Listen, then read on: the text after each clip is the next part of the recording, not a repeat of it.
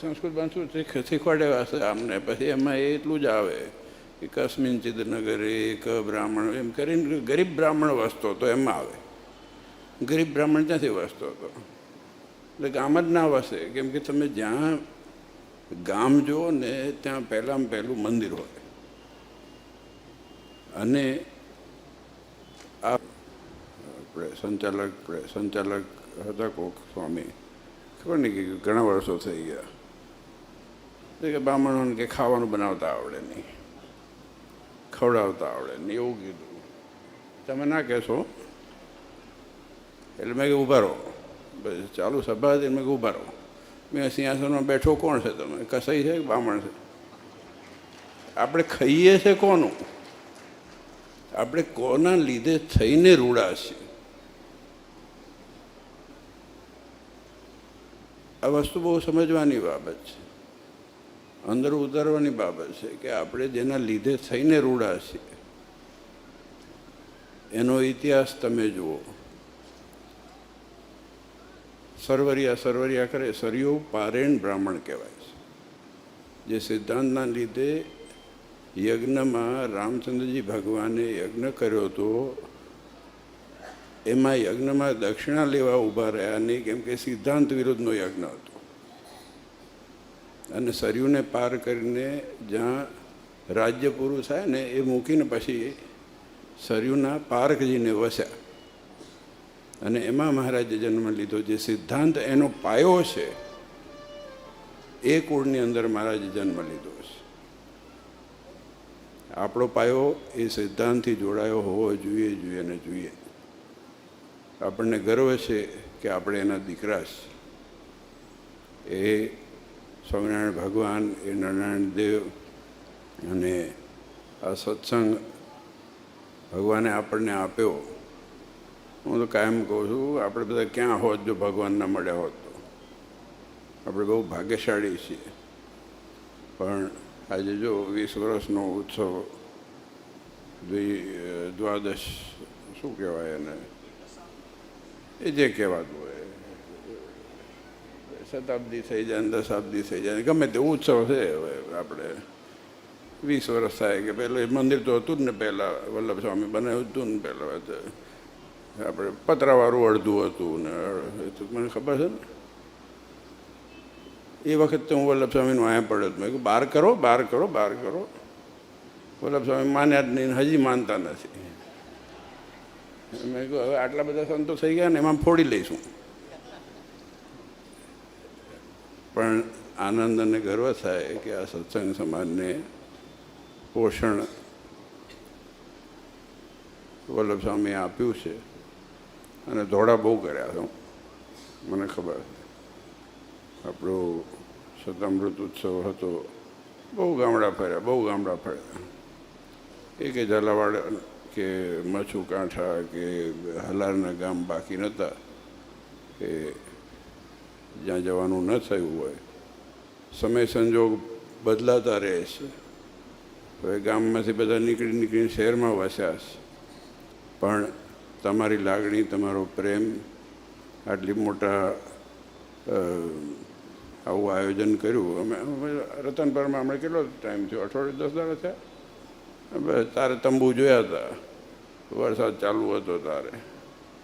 તારે મેં મસ્કરી કરી હતી. મેં કીધું વલ્લભ સ્વામીના માંડવા છે શું છે?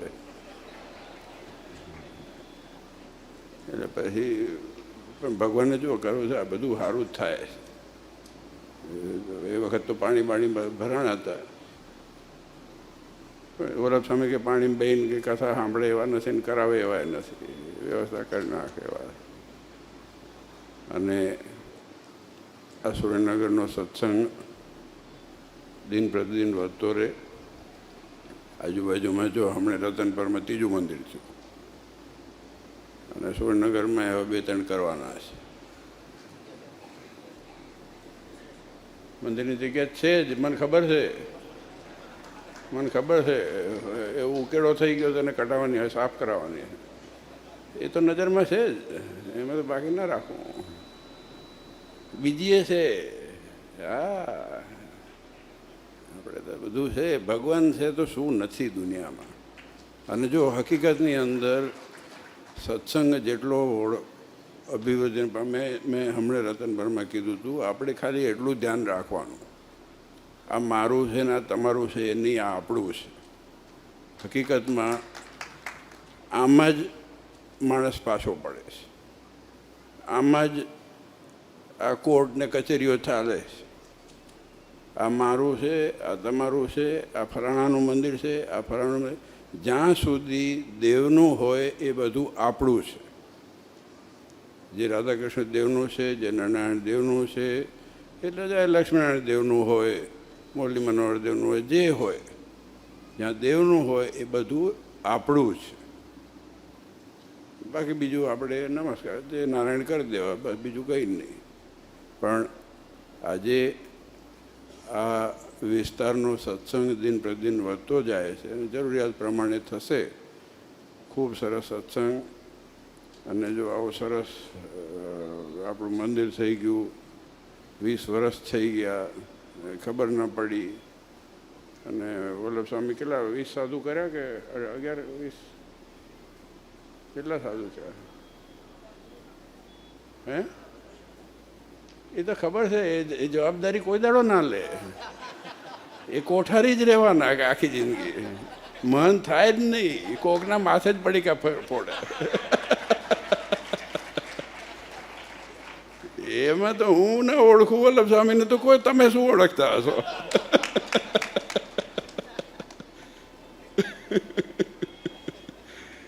હવે વલ્લભ સ્વામી તો બહુ પહેલાં બોલતા નહોતા વલ્લભ સ્વામીઓ ભૂંગળાઓમાં. પછી સતામૃત થયું તો ભેગા ભેગા મેં કીધું બોલવાનું ચાલુ કરો. મેં વલ્લભ સ્વામી ચાલુ કરો બોલવાનું. તેટલું બોલવા માંડ્યા તો મેં કહ્યું બંધ નથી કરતા. પણ જો આ સંતો, તમે બધા હરિભક્તો, આ બધું આપણો પરિવાર છે, આપણું કુટુંબ છે. અને આપણો સત્સંગ જેટલો જળવાઈ રહે ને, હું એટલું માનું, હકીકતમાં આ દુનિયાની અંદર જે આપણને પ્રાપ્તિ થઈ છે બીજાને થઈ નથી. બરાબર? એ તો માનશો ને. અને નહીં માનતા હોય તો દુઃખી માણસ હશો તમે, બીજું કંઈ નહીં હોય. તમારી પોતાની પીડા હોય એના માટે માણસ પાસે આવો નથી મળ્યું એવું માનો. આવો સત્સંગ મળ્યા પછી જો એને માણી ન શકાય અને એમાં મમત્વ બુદ્ધિ અને પોતાપણું ના આવે તો કરવાનું શું?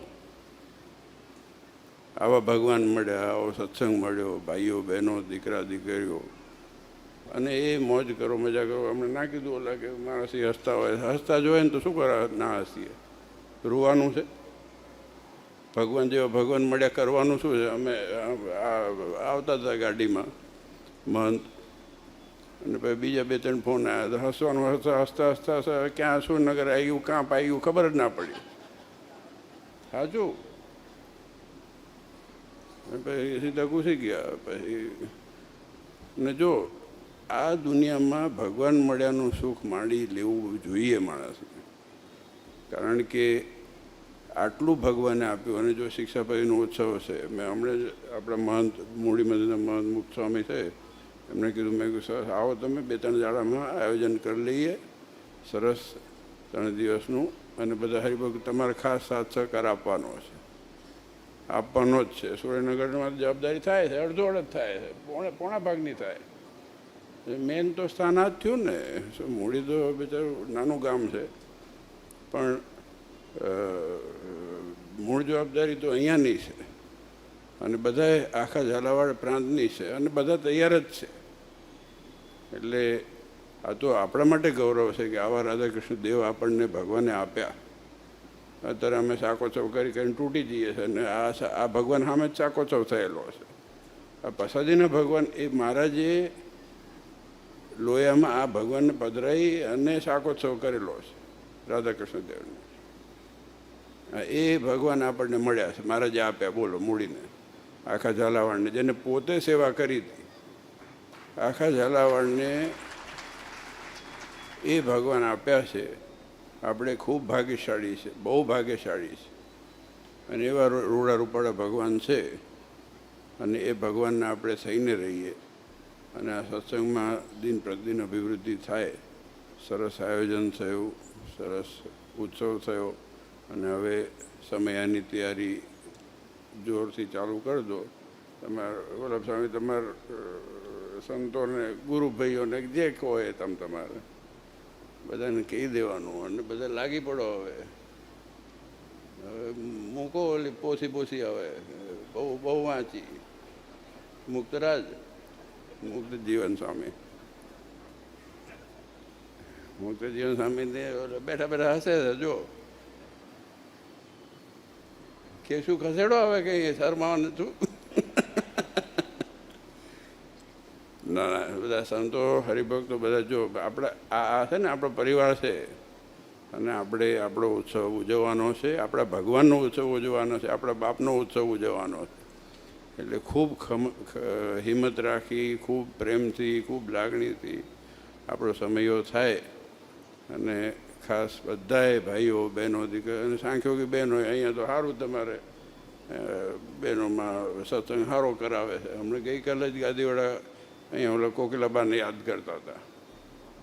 હમણાં હું સવારે ગયો તો મંદિર સાંભળવાનું બંધ થઈ ગયું છે. મેં કહ્યું સારું સુખી માણસ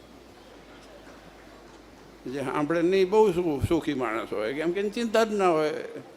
જેને જે બોલવું એ બોલે. વલ્લભ સ્વામી ગમે તેટલું બોલે તો એ કોકિલાબા સાંભળે જ નહીં.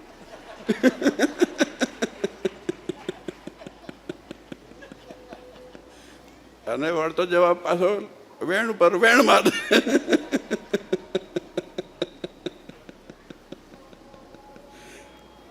જો આ સત્સંગ જાળો આ બહુ કઠણ કામ છે. સત્સંગ જાળવો કે આ તો ઠીક છે હસીને ઉડાડી દઉં છું વાત.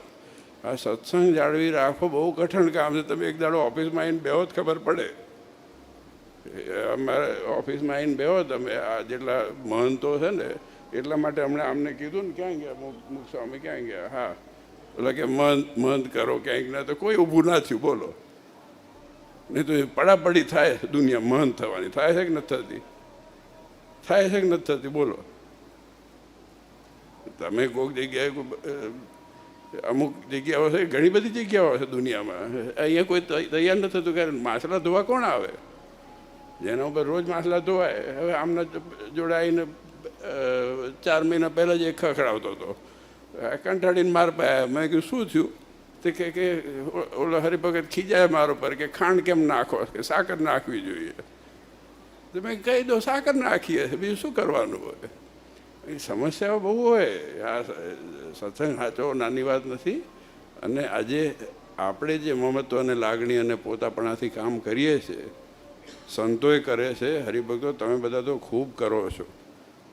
અને હાર પહેર્યા એ ને હાર પહેર્યા વગરને ઓલા પાછળ ઊભા છે ને બધા બેઠા છે. બધા કેટલા બધા હરિભક્તો ક્યાં ના બેઠા છે, કેટલા રસોડામાં છે ને કેટલા છે.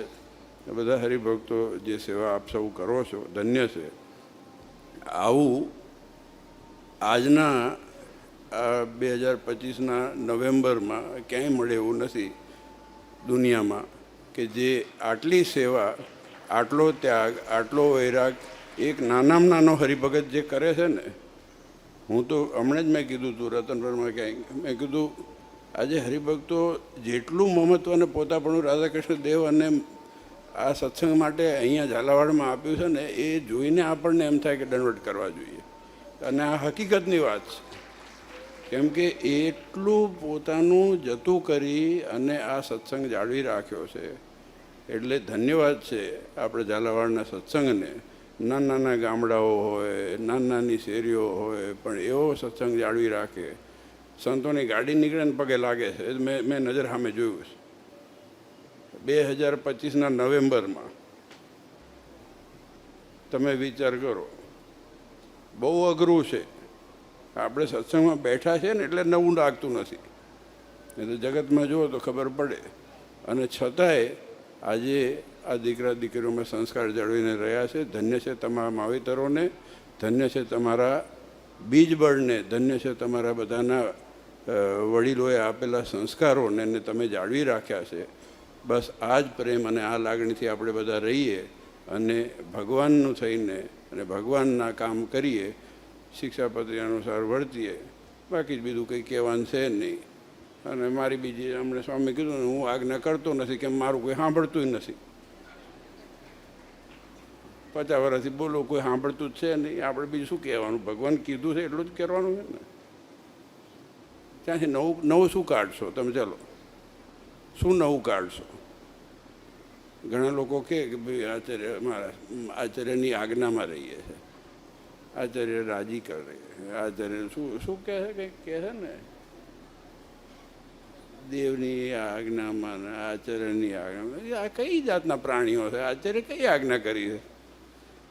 હાથ પેટી મને જ ખબર છે, કોઈ આજ્ઞા નવી નથી કરી. જે મહારાજે કીધું છે એ જ કરવાનું કીધું છે. વડતાલ દેશની અંદર 9 થયા, એમાંય કોઈ કંઈ નવું ખિસ્સામાંથી નથી કાઢેલું. તો કઈ આજ્ઞામાં રાખવાના છે? અને કોઈ દિવસ ભૂલે છે એમ ના કહેશો કે રાજી રહેજો. ભાઈ અમે કેદી કુરાજી થયા? તમે ભગવાન ન થાવ, અમે રાજી જ છીએ. એ અમારે કંઈ કરવાનું નથી. આપણે અરસપરસ એક બીજા પ્રત્યે હેત રાખીને રહીએ, એનાથી વિશેષ કંઈ પ્રાપ્તિ છે નહીં. અને એનાથી જ ભગવાન રાજી થવાના છે એવું હું માનું છું. તો આપણે આમાં આમાં રહીએ અને સરસ ઉત્સવ થાય. બસ બહુ બધા વાગી ગયા, હવે જમવા ભેગા થાવ. 1 વાગ્યો, હવે જાઓ લાડવા રાહ જોવે છે. સહજાનંદ સ્વામી મહારાજ.